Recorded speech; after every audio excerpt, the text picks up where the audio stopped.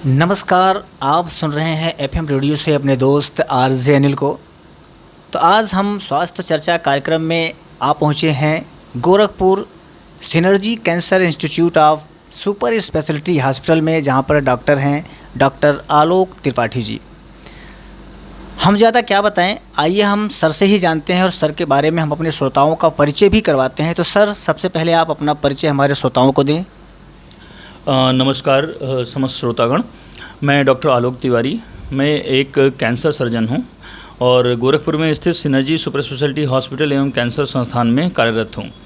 मैंने अपनी कैंसर की सुपर स्पेशलिटी की पढ़ाई दिल्ली में धर्मशिला कैंसर संस्थान से की है।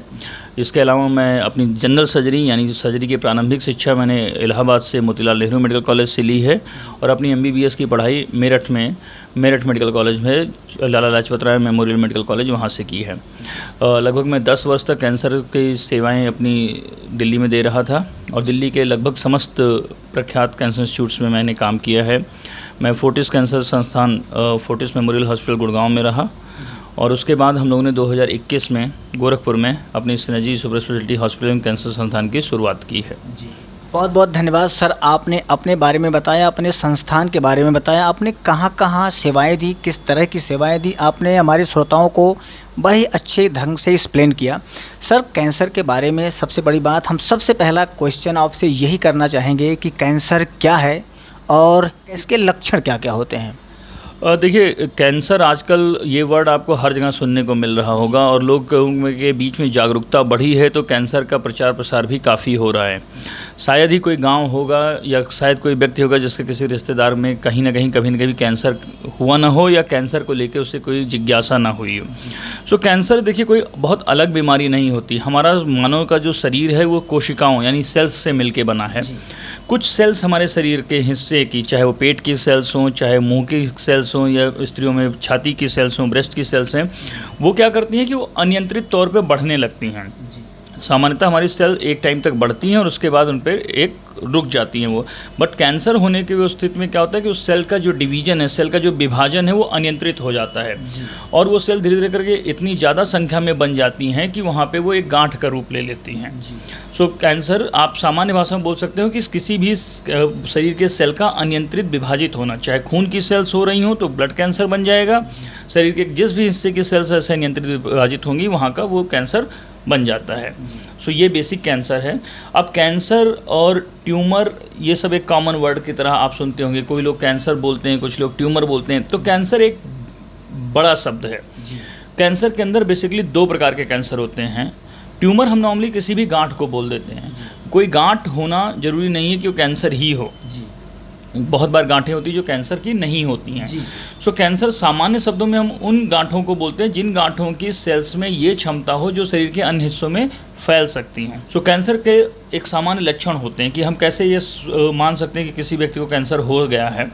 कैंसर के सामान्य लक्षणों में अगर आप के मुँह में कोई छाला है जो 3 हफ्तों से ज़्यादा रह रहा है, नहीं भर रहा है, या अचानक से आपको लग रहा है कि आपको खाने में दिक्कत होने लगी, मुंह से दुर्गंध आने लग गई है, गले में गांठें आ गई हैं, तो या खून आ रहा है बोलते समय खांसी के साथ, या पेट से खून, उल्टी में कहीं खून आ रहा है, या मसूड़े या इन सब में खून आ रहा है, तो ये सामान्यतः मुंह के कैंसर के, गले के कैंसर के लक्षण हो सकते हैं। इसी प्रकार शरीर के जितने अंग हैं उनके कैंसरों के भिन्न भिन्न लक्षण बनते रहते हैं। जैसे महिलाओं में छाती के कैंसर में सामान्यतः हमें एक गांठ मिलती है जो ब्रेस्ट में लंप जिसको बोलते हैं, तो छाती की गांठ है, बगल यानी जिसको ये कांख बोलते हैं, उसमें गांठ बन सकती है।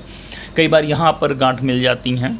अकारण आपका वजन घटने लगता है, शरीर में पेट में सूजन आना, शरीर के हिस्सों में सूजन आना या भूख कम लगना, ये कैंसर हो सकता है।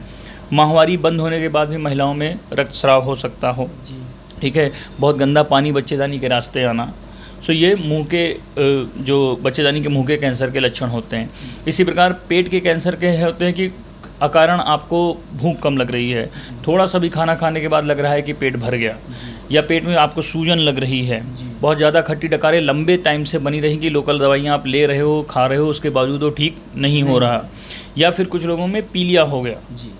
सो ये सारी चीज़ें जो हैं वो कैंसर के लक्षण हो सकते हैं। सो सामान्य बीमारियां जो होती हैं उनके लक्षण भी कैंसर के लक्षण से मिलते जुलते हैं। सो लेकिन अगर कोई भी इस तरह का लक्षण आपको लंबे समय तक रह रहा है और आप अपने आसपास के डॉक्टर से चिकित्सीय सलाह ले रहे हैं और वो ठीक नहीं हो रहा है, तब कहीं ना कहीं ये ज़रूरी हो जाता है कि आप कैंसर विशेषज्ञ से मिलिए।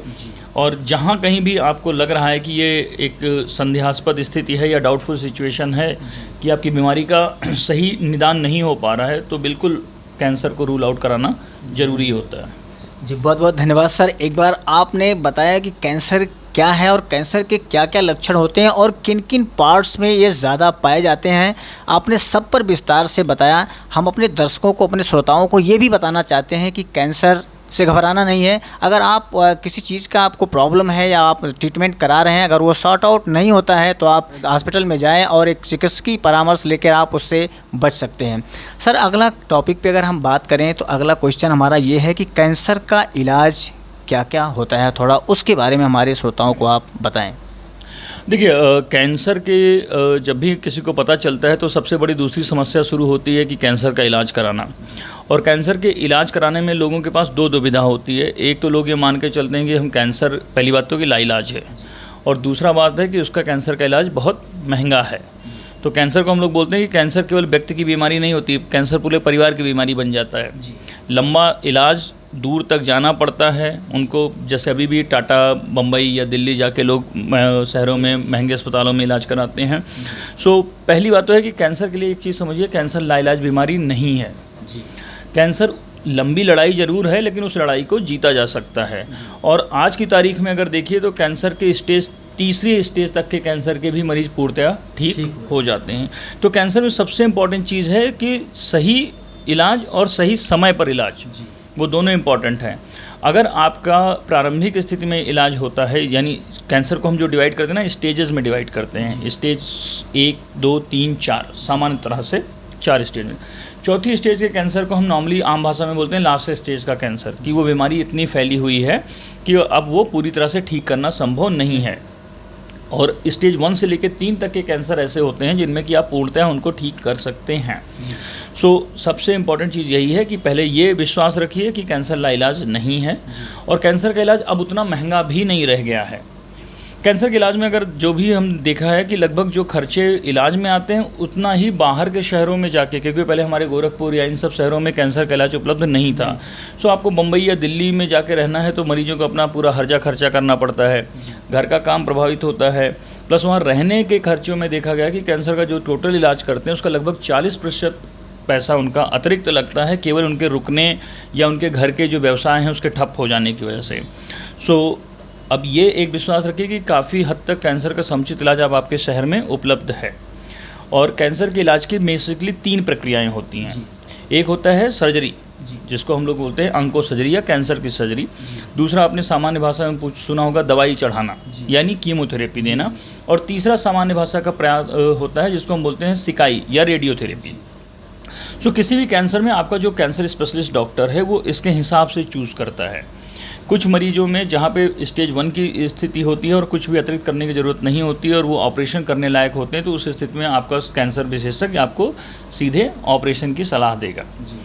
और वहाँ पे केवल कैंसर सर्जरी की जाती है। सर हम एक बात और कन्फ्यूजन अपने श्रोताओं को ये भी थोड़ा अवेयर करना चाहते हैं कि जैसा आपने कहा 3 पार्ट्स में किए जाते हैं, तो हम अपने श्रोताओं के आपके द्वारा ये भी हम संदेश देना चाहते हैं कि आप वो तीनों जो थेरेपी आपने बताया है वो कैंसर स्टेज के हिसाब से किया जाता है या कैसे किया जाता है, थोड़ा हमारे श्रोताओं को इस पर भी प्रकाश डालें। जी, तो देखिए कैंसर बताया ना कि आपके जिस अंग को प्रभावित किया है उस अंग के हिसाब से एक डिफरेंट हमारे जो साइंटिफिक स्टडीज़ हुई हैं, जो उसके हिसाब से हमने तरीके ईजाद किए हैं।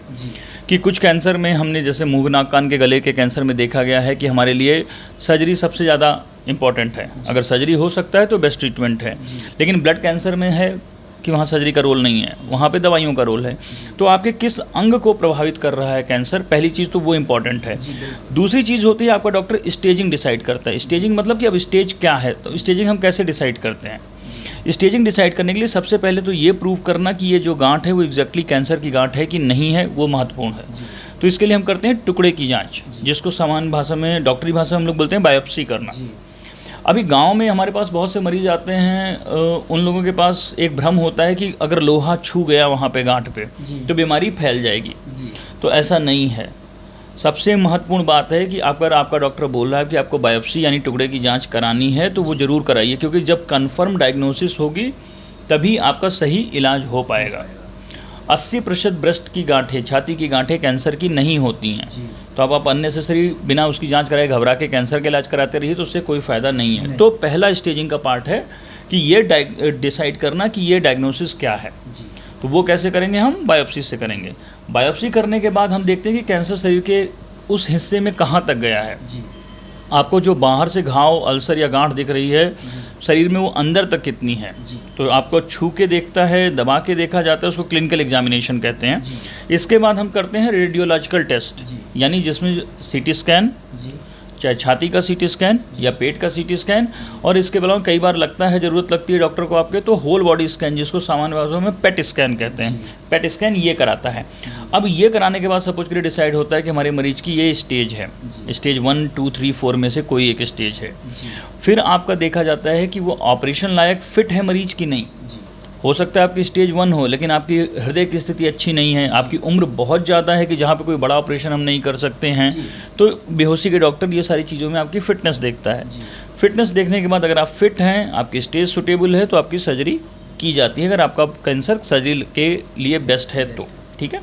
अगर वो चीज़ नहीं हो रही है तब आपको हम कीमोथेरेपी या सिकाई, रेडिएशन के लिए भेजते हैं। और उसमें भी कई बार क्या होता है कि आप इनमें से तीनों कॉम्बिनेशन यूज करते हो। सपोज करिए कि आपका बीमारी थोड़ी ज़्यादा बढ़ी हुई है, लेकिन हमें यह है कि हाँ कीमोथेरेपी यानी दवाई देने के बाद ये छोटी होकर हम इसको कन्वर्ट कर लेंगे ऑपरेशन लायक, तो आपका वो डॉक्टर आपको रेडिएशन कीमोथेरेपी के लिए भी भेजता है।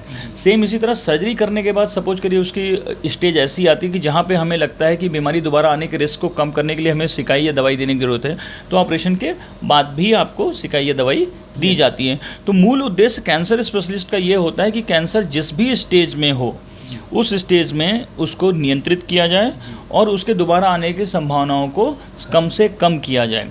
तो इसके लिए हम लोग क्या करते हैं, हमारे यहाँ पे ट्यूमर बोर्ड होता है। ट्यूमर बोर्ड में आपके सारे स्पेशलिटी के डॉक्टर बैठते हैं। सिकाई का, रेडिएशन का भी डॉक्टर बैठता है, मेडिकल ऑन्कोलॉजी का भी डॉक्टर बैठता है, सर्जिकल ऑन्कोलॉजी यानी सर्जरी, कैंसर सर्जरी के भी डॉक्टर बैठते हैं, और वो मिलके पैथोलॉजी जो कि आपकी वेब से रिपोर्ट बनाता है वो भी बैठता है, रेडियोलॉजी वाला भी बैठता है। और ये बैठ के आप ये डिसाइड करते हो कि इस स्टेज के हिसाब से इस मरीज के लिए बेस्ट ट्रीटमेंट प्लान क्या होना चाहिए, और उस प्लान के अकॉर्डिंग ट्रीटमेंट किया जाता है। जी सर, बहुत बहुत धन्यवाद एक बार फिर से आपको, हमारे श्रोताओं को इतनी अच्छे से, इतने बेहतरीन ढंग से आपने आम भाषा में एक्सप्लेन किया कि कैंसर के इलाज क्या क्या होते हैं। सर अगले क्वेश्चन की अगर हम बात करें आपसे, तो कैंसर से बचाव के क्या क्या उपाय भी हैं, थोड़ा उसके बारे में भी हम अपने श्रोताओं को बताना चाहेंगे। देखिए, सबसे महत्वपूर्ण बात है कि जानकारी ही बचाव है।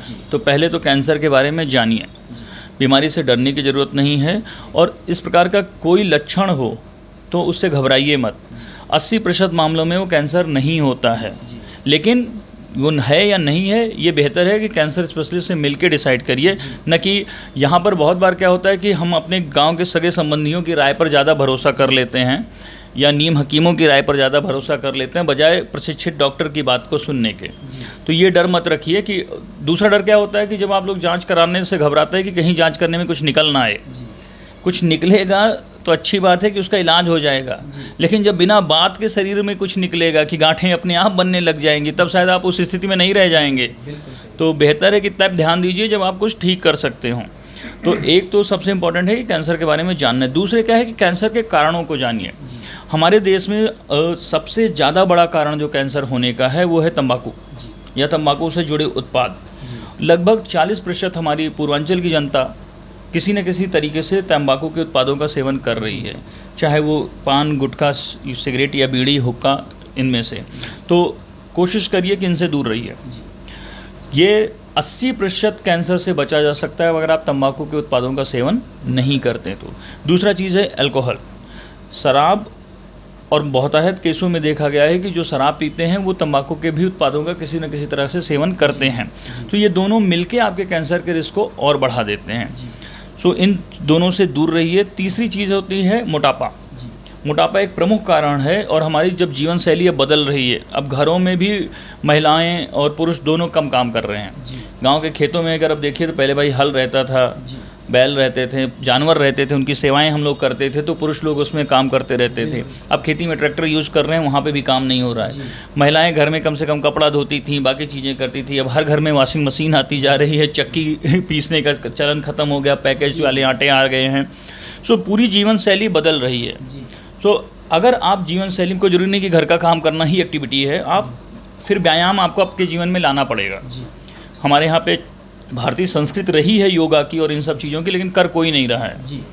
तो अपने जीवन में व्यायाम को बढ़ाइए, चाहे अपने घर के कामों को करके या आप अपने खेती के, किसानी के भी काम को करिए, मेहनत का काम करिए। और मेहनत का काम, व्यायाम तब है जब आपकी दिल की धड़कन लगभग 1.5 गुना 2 गुना हो, जो सामान्य धड़कन चल रही उससे पसीना आना चाहिए। तो कोशिश करिए कि 55 से 60 मिनट की मिनिमम एक्सरसाइज आप करिए, ठीक है। खाने का उचित ध्यान रखिए। अब गांव में भी आप देखिए तो चिप्स, पैकेज फूड, ये सारी चीज़ें बहुत ज़्यादा मिलने लग गई हैं। तो स्वास्थ्य खाना रखना बहुत ज़रूरी है। हरी सब्जियां, फल, घी, दूध जो शुद्ध गांव में मिल रहा है उसको सेवन करिए, बजाय उसको छोड़ के जो शहरों से आपको पैकेज फूड मिल रहा है उस पर। तो इंस्टेंट फूड्स को कम करिए, कोशिश करिए ना ही खाइए। तीसरी चीज़ है आपकी कि आप उचित समय पर चिकित्सकीय जांच कराते रहिए। कोई भी लक्षण है उसको नज़रअंदाज मत करिए और समुचित नींद लीजिए। 8 से 10 घंटे की पर्याप्त नींद बहुत ज़रूरी है। अभी मोबाइल की वजह के टाइम से क्या है, रात में सोते समय तक हम लोगों के पास मोबाइल रहता है। आदमी बिस्तर पर लेटने के बाद भी 1-1.5 घंटे तक अपना मोबाइल देखता देखता रह जाता है। सो कोशिश करिए कि अपना इंटरनेट बंद कर दीजिए 10 बजे तक। सुबह अगर आप 6-8 बजे तक उठते हैं तो आप कम से कम 6 बजे उठने के बावजूद 8 घंटे की नींद ले लेंगे।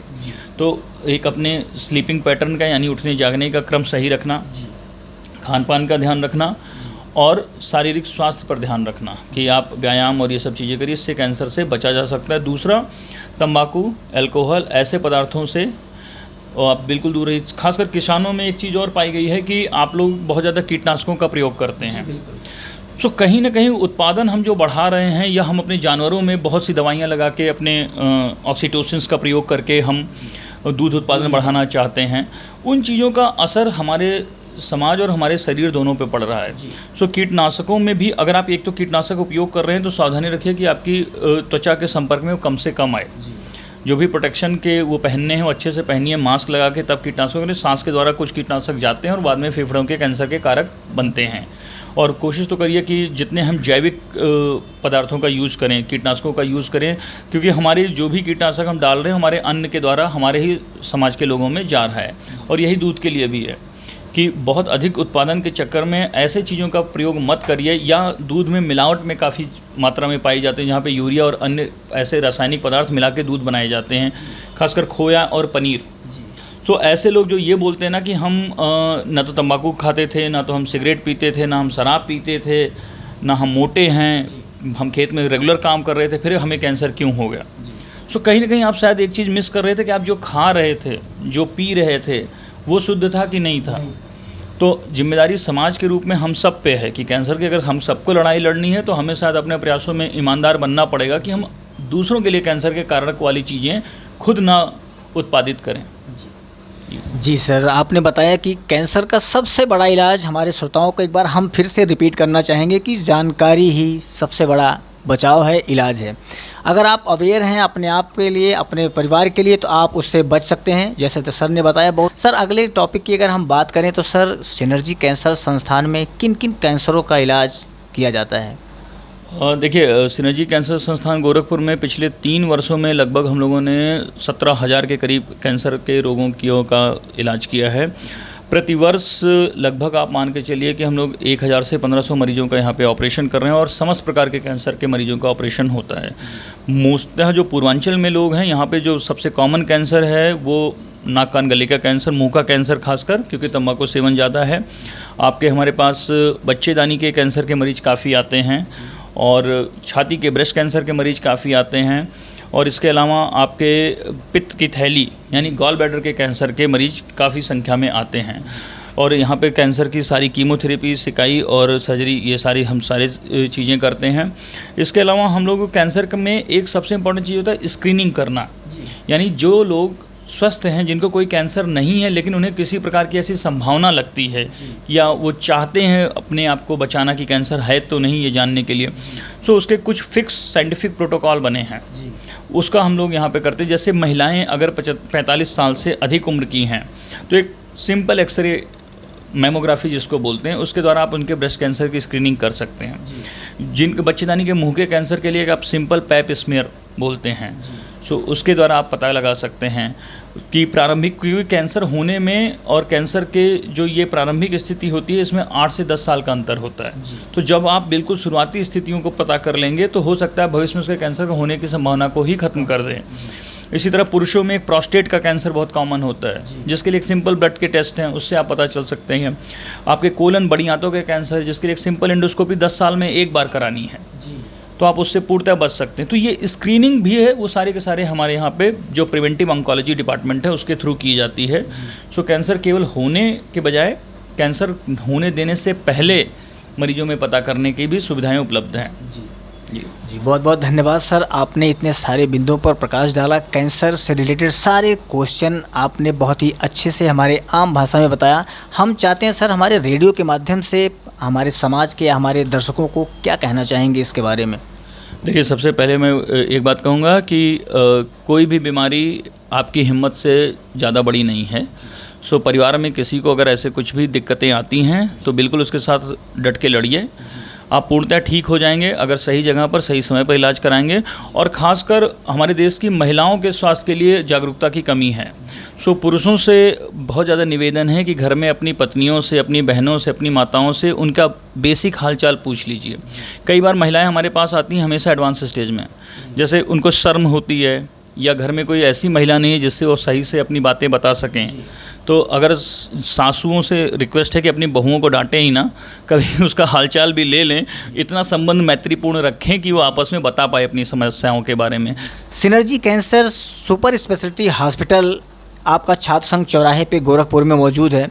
हम ये भी आम लोगों से भी जानना चाहेंगे कि लोग यहाँ क्यों आएँ? देखिए, मैं synergy super speciality hospital and cancer institute Gorakhpur में कार्यरत हूँ, साथ में मैं फोर्टिस गुड़गांव में काम करता हूँ और मैक्स लखनऊ में भी। अब मैं आपको सिंपल सा बताऊँ कि जो इन शहरों में जो सबसे बड़ी समस्या वो होता है आर्थिक स्थिति की, वही सेम इलाज जो मैं दिल्ली या मुंबई जैसे शहरों में या मैं खुद करता हूँ वो वहाँ पर 1/5 लगभग 20% की कॉस्ट पे होता है उन शहरों की अपेक्षा, और सेम वही क्वालिफाइड टीम के साथ होता है। दूसरी चीज़ क्या है कि कैंसर का इलाज लंबा होता है, आपको एक बार इलाज नहीं कराना होता है। जैसे दवाइयाँ लग रही हर तीसरे हफ्ते, मरीज की हालत ही नहीं रह जाती है। अधिकांश केसेस में मरीज खुद मना कर देता है कि मैं आगे इलाज नहीं कराऊंगा, क्योंकि उसके लिए आना जाना ये बहुत कष्टकारी है। सो जब इलाज आपके घर के पास होता है तो ये देखा गया है कि इलाज ज़्यादा पूर्ण होता है, पूरी तरीके से मरीज करा पाता है। अब आसपास के इस समय हम लोगों के इस संस्थान में आसपास के 18 जनपदों के मरीज आते हैं। अब आप कल्पना करिए कि उन 18 जनपदों के मरीजों को अगर उठ के हर तीसरे हफ्ते में दिल्ली जाना पड़े या हर तीसरे हफ्ते में मुंबई जाना पड़े दवाई लगवाने, या सर्जरी करने के लिए एक बार आप जाते हो अस्पताल में और सर्जरी करके 15 दिन वहाँ पे 4 लोग और रुके हों, और उस शहर में जहाँ पे आप कुछ जानते ही नहीं है किसी को, तो मोस्ट ऑफ लोगों के साथ एक बंदा जो बीमार तो होता है, उसके साथ जो 4 परिजन गए होते हैं उनमें से भी 3 बीमार हो जाते हैं। ना आपके खाने का ठिकाना ना रहता है, ना रुकने का ठिकाना रहता है। जब आप लोकल में ट्रीटमेंट कराते हो तो आपको एक समुचित इलाज सस्ती दाम पे और स्टैंडर्ड इलाज होता है वो मिल सकता है। जी बहुत बहुत धन्यवाद सर। आप अभी जी हम अपने श्रोताओं को एक बार बताना चाहेंगे कि अभी आप सुन रहे थे synergy super speciality hospital and cancer centre के डॉक्टर आलोक त्रिपाठी जी को। उन्होंने बताया कि कैंसर क्या है, कैंसर के लक्षण क्या है, कैंसर से बचा कैसे जा सकता है, सारे बिंदुओं पर प्रकाश डाला। हमें आशा है कि आप इससे सुनकर अवेयर होंगे और इस तरह के कोई भी लक्षण आपको दिखते हैं तो आप तुरंत संपर्क करेंगे एक चिकित्सक से, जिससे आप उस रोग से बच सकें। बहुत बहुत धन्यवाद सर, आपने अपना अमूल्य समय दिया, इसके लिए बहुत बहुत धन्यवाद। धन्यवाद सर। मस्त रहिए, स्वस्थ रहिए।